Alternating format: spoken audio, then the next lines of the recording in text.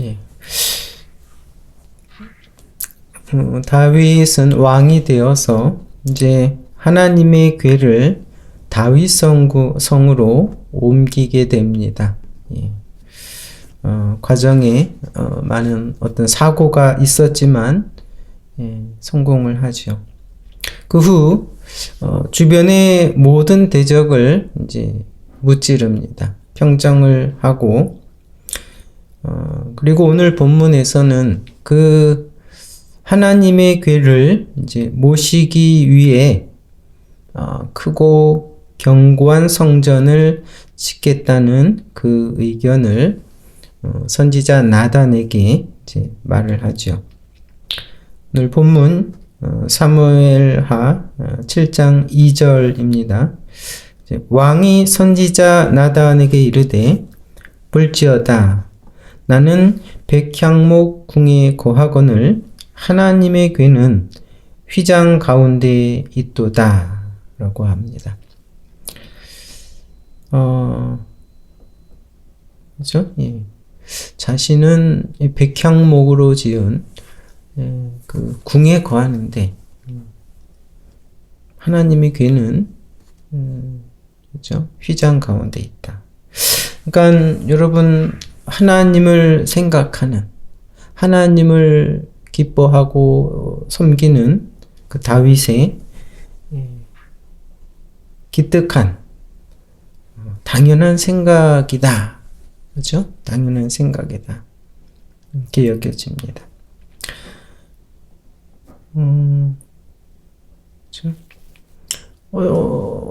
귀한 분을 예를 들어 부모님을 모시기 위해 그 자녀들이 큰 집을 짓거나 아니면 이렇게 편안한 아파트를 새로 준비하겠다. 귀한 생각이죠. 예. 기특한 생각입니다. 그런데 오늘 이 선지자 나단을 통해서 하시는 하나님의 그 대답은 사실 전혀 그렇지 않다라는 겁니다. 그렇지 않다. 오늘 본문 그 5절에 보면 가서 내 종 다윗에게 말하기를 여호와의 말씀이 너가 나를 위하여 나의 거할 집을 건축하겠느냐라고 말씀하십니다. 내가 나를 위해 집을 짓겠느냐? 내가 건축할 집을 지으려고 하느냐? 너 뭔가 착각을 하고 있구나. 너 잘못 생각하고 있다.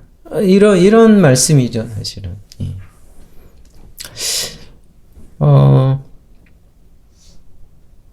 하나님께서는 출애굽 후에 광야에서 그 백성들에게 성막 제도를 주셨습니다. 성막을 명하셨죠. 성막과 또 그 외에 지성소에 안치된 이 법궤, 하나님의 궤는 그 하나님의 임재의 상징입니다. 하나님의 임재의 상징. 내 백성 이스라엘과 함께 하겠다. 그래서 여러분 광야에서 이스라엘 백성은 이 성막을 중심으로 생활을 했습니다. 그렇죠? 성막을 중심으로. 성막을 중심으로 12지파가 배열을 하였고, 그렇죠? 또 이동할 때는 그 성막이 움직이면, 그러니까 성막을 접고 하나님의 궤가 움직이면 그 모든 지파가 같이 움직였습니다. 하나님의 임재의 중심이기 때문에, 상징이기 때문에. 보면은 여러분 그 성막 안에 기구들은 그리고 성막에 사용된 기구들과 성막 안에는 금을 많이 사용했습니다. 금이 많이 사용돼 있죠. 하나님이 그렇게 명하셨어요. 금은 뭡니까? 금은 지금도 그렇지만 그 당시에도 이 세상에서 가장 귀하고 가치 있고 변하지 않는 그런 가치를 가지고 있는 물질입니다. 금. 그죠? 그래서 금이 사용된 이유는 바로 그 하나님과 관련된 그 영광, 그죠? 그 아름다움과 비할 수 없는 가치를 그걸 표현하고 상징하기 위해 그런 금을 사용한 거죠. 그래서 사용하라고 말씀을 하신 겁니다. 근데 사실 여러분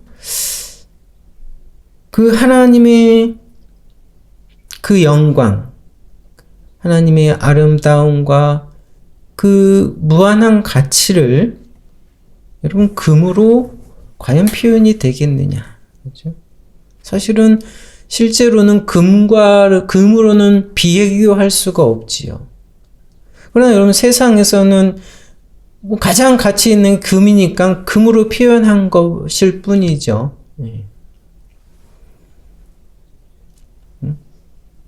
네, 사람들은 착각을 합니다. 금이 가장 가치 있다라고. 그렇죠? 그리고 사실 그 성막의 크기나 외모는 결코 그렇게 거대하거나 화려하지 않습니다. 그렇죠? 여러분 당시에는 그 광야에서는 이동을 했었죠. 계속. 그래서 필요하면 하루에라도 그 성막을 정리해서 옮길 수 있는 규모입니다. 그렇죠? 그러니까 몇십 미터라는 거죠. 그 성막의 둘레가. 결코 큰 규모가 아니다라는 겁니다. 여러분 그리고 성막을 덮는 그 덮개라고 합니다. 지붕도 아니에요. 덮개라고 하죠. 그것은 어떤 양털이나 천, 그렇죠? 네, 좀 특별한 어떤 이제 가죽이라고 하는데 그 외모는 그걸로 덮여 있는 외모는 차라리 초라할 정도입니다. 초라할 정도. 외모가 초라할 정도다. 근데 이제 성막을 그렇게 만든 이유는 하나님께서 그렇게 정해 주셨기 때문에 그렇게 만들었던 거죠. 그렇게 만들 수 있는 겁니다. 근데 여러분 하나님이 거하시기 위해 합당한 그러한 집을 사람이 만든다면 어떻게 만들 수 있을까요? 그렇죠? 어떤 재료로, 어떠한 규모로 만들어야 적당한 집이 될까요? 여러분 상상할 수가 없죠. 여러분, 그래서 사실은 세상에 그 우상을 섬기는 그러한 신전은 사실은 사람들이 특별하게 만들죠. 아주 높은 곳에, 가장 높은 곳에 또 거대하고 특별하게 만들어집니다. 그렇죠? 그리고 그곳에 바로 그들의 신이 계시다라고 이야기를 하죠. 그러나 여러분, 인간이 아무리 크고 정교하고 특별하고 또 화려하게 집을 만들더라도 하나님은 여러분 인간이 만든 그러한 집에 거하실 수 없는 분입니다. 원하지도 않고 거하실 수도 없는 분이다 라는 겁니다. 왜 그렇습니까? 하나님은 사실은 여러분 창조자 되시죠. 근데 그 속성 중 하나가 여러분 무한하신 분이다 라고. 무한하시다. 그걸 우리가 이해할 수는 없죠. 경험할 수도 없죠. 무한이라는 거를. 하나님인데 무한하신 분입니다. 그래서 여러분 세상 어느 곳에나 계신 분입니다. 세상 어느 곳에도 계시죠. 그래서 모든 것을 아신다라고 합니다. 어느 곳에나 계신 분. 그걸 이제 뭐 편재하신다라고 이제 얘기를 하죠. 어느 곳에나 계신 분이다. 그리고 동시에 어떤 장소에도 머무를 수 없는 분이다. 어떤 장소에도 묶여 있을 수 없는 분이다. 여러분, 그래서 어느 특별한 집을 만들고, 이곳에 찾아가면 하나님이 항상 계시고, 그곳에 찾아가서 부르면 항상 하나님이 대답하시는 그런 집이 사실은 여러분, 불가능한 것이다라는 건 불가능한 것이다. 결코 여러분, 그런 인간이 만든 집은 적합하지 않은 것이다 라는 거죠. 근데 이제 착각을 하는 거죠. 착각.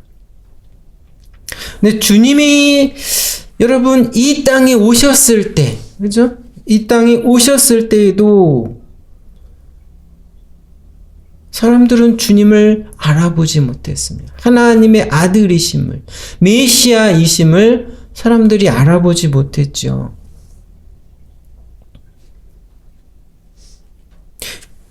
그 이유는 여러분 그림자와 실체를 착각을 한 겁니다. 그죠? 여러분 그 성전, 그죠? 그때는 성전이 있었습니다. 그 성전, 하나님의 집은 사실은 그림자입니다. 그 성전의 실체이신 분이 바로 예수 그리스도, 하나님의 아들이죠. 하나님이죠. 근데 알아보지 못했어요. 예수님의 그 겉모습을 보고. 그렇죠? 성전의 실체이신 예수 그리스도를 거부했습니다. 제자들도 착각을 했었죠. 그래서 어느 날 마태복음 24장에 보면 예수께서 성전에 나와 가실 때 제자들이 성전 건물들을 가리켜 보이려고 나왔다. 그때 이제 헤롯에 의해서 성전이 좀 더 규모 있게 거대하게 건축이 되고 있었던 그때입니다. 그러니까 제자들은 예수님께 성전 얼마나 웅장하고 화려합니까? 대단하지 않습니까? 하나님의 성전. 이렇게 이제 생각하고 보이려고 했죠. 성전의 본체이신 예수님이 옆에 계신데. 그러니까 그때 예수님이 뭐라고 말씀하셨습니까? 너희가 이 모든 것을 보지 못하느냐? 내가 진실로 너희에게 이르노니 돌 하나도 돌 위에 남지 않고 다 무너뜨리우리라 고 말씀하셨어요. 네. 그래서 그 예수님의 말씀에 따라 성전은 철저히 파괴되었죠. AD 67년 로마 디도 장군에 의해서 그 성전, 제2성전이라고도 합니다. 성전은 철저히 파괴되었습니다. 그리고 여러분 2000년이 지나는 지금까지 그 성전은 다시 지어지지 못했습니다. 왜 그랬을까요? 하나님이 허락하지 않으신 겁니다. 지금은 이제 그곳에 이슬람 사원이 세워져 있죠. 거기서 여러분 다시 성전을 짓는다면 세계 전쟁이 일어날 겁니다. 하나님이 허락을 하시지 않은 겁니다. 왜 그렇습니까? 성전의 본체이신 예수 그리스도가 이 땅에 오셨기 때문에, 그 성전이 예표하고 상징하는 그 예수님이 이 땅에 오셨기 때문에. 그렇죠? 그래서 오늘 내가 나를 위하여 나의 거할 집을 건축하겠느냐?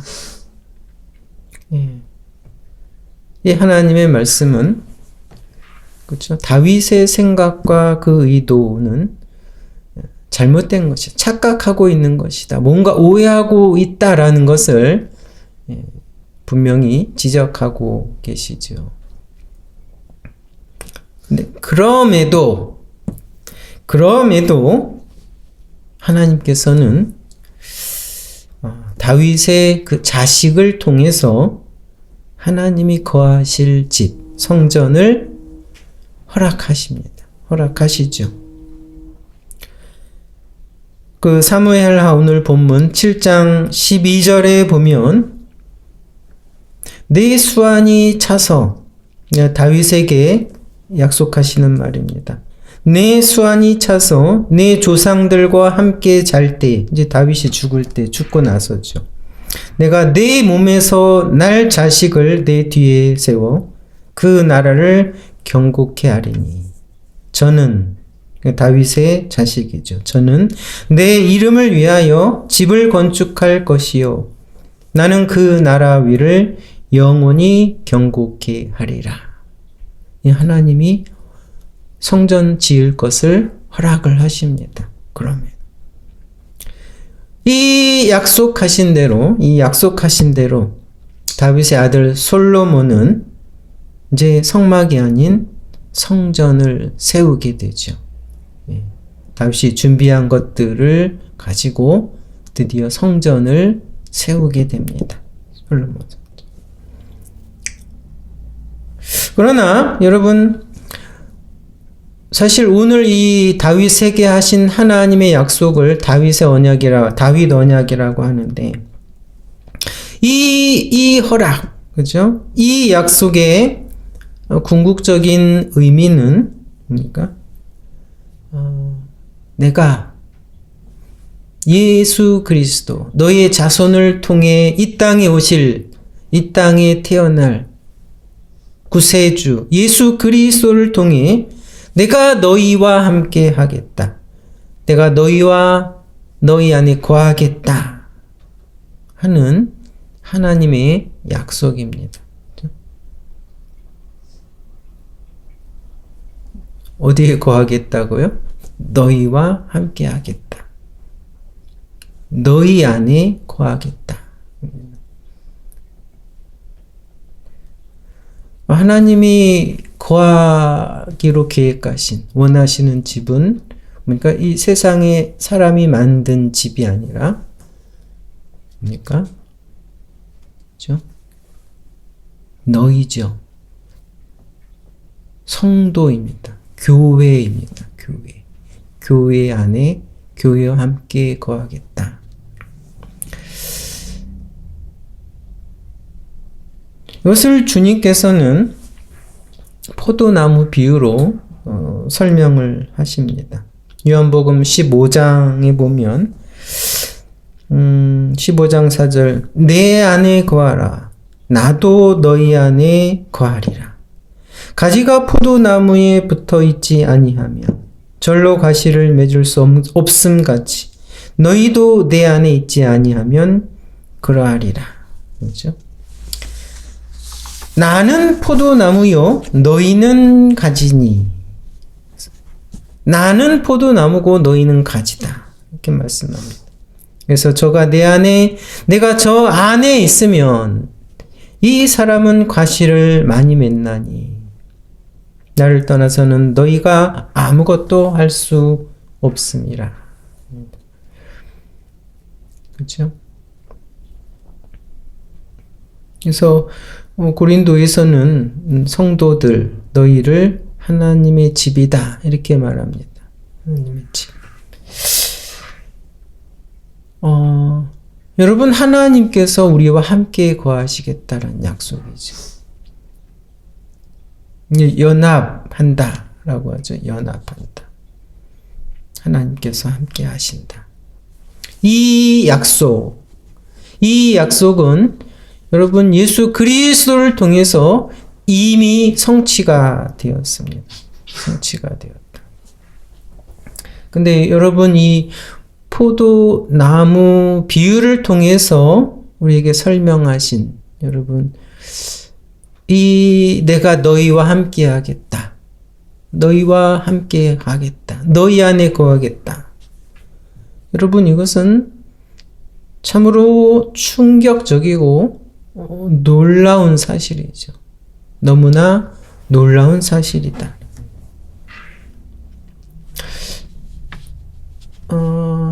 여러분, 이것은 하나가 되겠다. 하나님께서 우리에게 오셔서 우리와 하나가 되겠다라는 겁니다. 그렇죠? 결코 어디에도 묶일 수 없는, 그렇죠? 제한될 수 없는 하나님께서 여러분, 인간인 우리와 함께 거하겠다라고 약속을 하신 겁니다. 특별히 여러분, 이 포도나무는 생명체이죠. 포도나무. 그렇죠? 하나의 생명체입니다. 하나의 생명체입니다. 그렇죠? 그래서 연합을 설명을 하는데, 그래서 여러분, 하나가 된 겁니다. 그렇죠?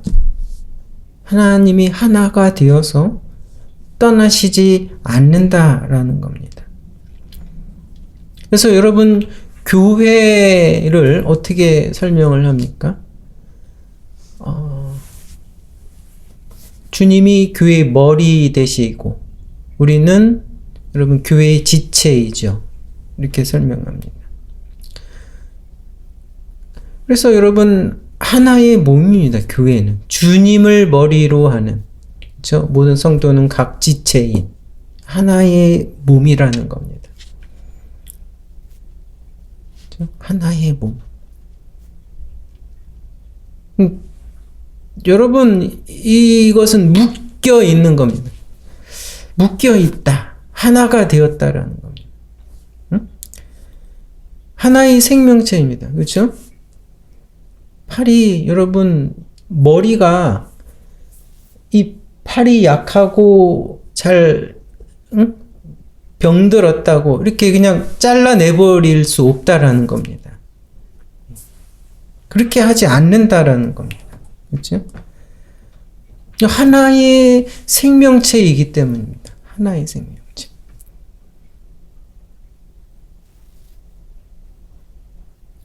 그렇죠?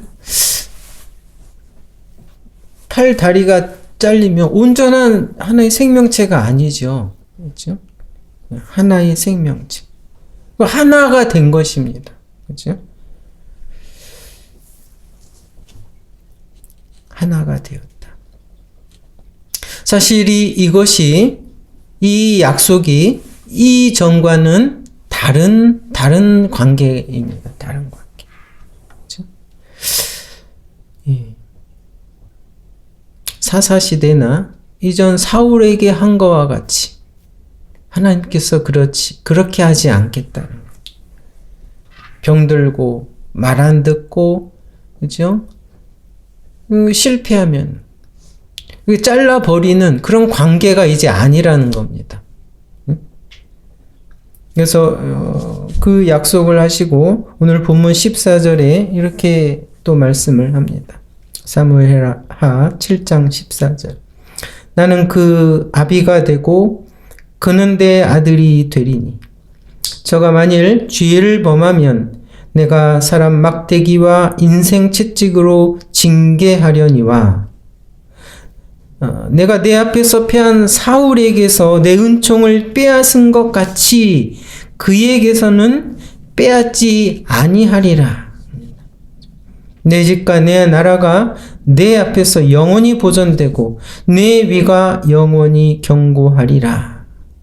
하나님이 다윗에게 새로이 한 약속입니다. 그렇죠? 하나가 되어서요, 결코 쉽게 잘라내거나 떠나지 않는다라는 겁니다. 그래서 여러분, 이 교회는 궁극적으로 망할 수 없고 패할 수가 없습니다. 왜 그렇습니까? 주님이 머리 되시기 때문에, 이제 하나가 되었기 때문에.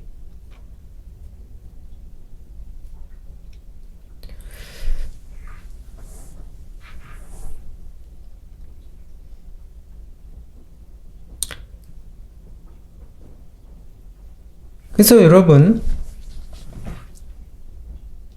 하나님은 우리의 생각과 우리의 기쁨을 아십니다. 우리의 고민과 우리의 고통을 아십니다. 그냥 지식적으로 아는 게 아니라 인격적으로 아신다는 거죠. 그렇죠? 아신다라는 겁니다. 그래서 여러분 함께 기뻐하는 겁니다. 함께 기뻐하는. 팔이 아프면 여러분 그 생명이 아파하는 거죠. 머리가 아파하는 거죠. 그렇죠? 이게 별개가 아니라는 겁니다. 다리가 병들면 여러분 그 몸이 아파합니다. 머리가 아파하는 거죠. 응?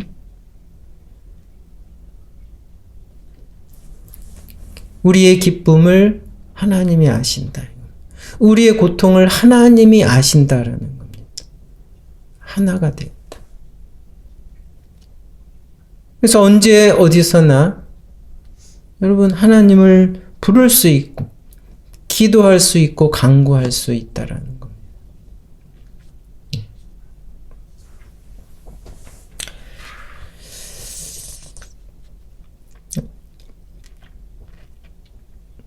그래서 그 요한복음에 주님께서 그런 기도를 하시죠. 요한복음 17장 21절에 아버지께서 내 안에 내가 아버지 안에 있는 것 같이 저희도 다 하나가 되어 우리 안에 있게 하사 세상으로 아버지께서 나를 보내신 것을 믿게 하옵소서 하고 기도를 합니다. 그래서 오늘 본문을 통해서 이 다윗 언약은 다윗에게 하신 새로운 그 약속은 하나님께서 거하시는 집입니다. 바로 우리와 함께, 성도와 함께, 교회와 함께 계신다. 함께 계신다. 거기서 그냥 여러분 들은 것이 아니라 하나가 된 것입니다. 하나가 된 것입니다. 그렇죠? 그래서 떨어지지 않는다라는 겁니다. 떨어질 수 없다라는 겁니다.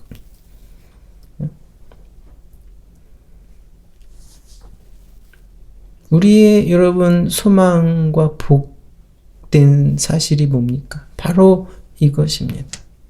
주님이 우리와 함께 하시고 그래서 한 운명체처럼 되었다라는 겁니다. 그래서 여러분 비록 지금은 약하고 병들 수 있습니다. 실패하고 고통스러울 수도 있습니다. 그럼에도 주님은 이미 우리와 함께 하신다라는 겁니다. 이미 우리와 그래도 그 중에도 이미 함께 하고 계신다라는 겁니다. 그리고 여러분 궁극적으로 여러분 우리의 그 미래는 주님과 함께 하시기에 여러분 결코 망하거나 패할 수 없다라는 겁니다.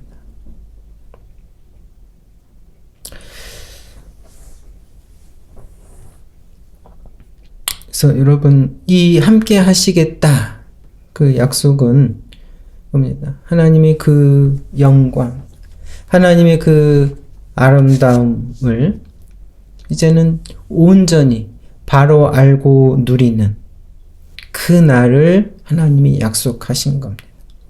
그래서 계시록의 21장 그 말씀을 하시죠. 내가 봄에 사도 요한이 본 것입니다. 거룩한 성 새 예루살렘이 하나님께로부터 하늘에서 내려오니 그 예비한 것이 신부가 남편을 위하여 단장한 것 같더라.